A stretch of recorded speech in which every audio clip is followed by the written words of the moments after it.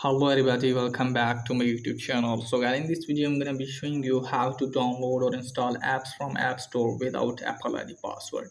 As you can see guys, when I try to install app, as you can see it's asking me to put my password here. So how can you get rid of this? Just simply you have to close this page from here. Now after that guys, what you need to do is just simply you have to open settings. Now from here guys, you have to scroll it down and look it for screen time. Just simply you have to tap on that. Now after that guys, you have to scroll it down and you have to tap on content and privacy restrictions. Here it is guys, just simply you have to tap on that.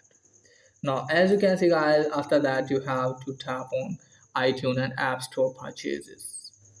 Now as you can see guys, it's showing here require password, always require or don't require. So you have to check on don't require. Now go back from here. And after that guys, just simply you have to open App Store.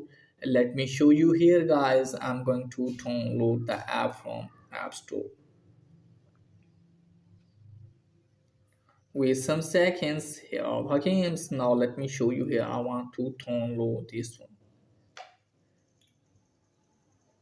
Tap on install. Now it's done from here guys. Let me show you here.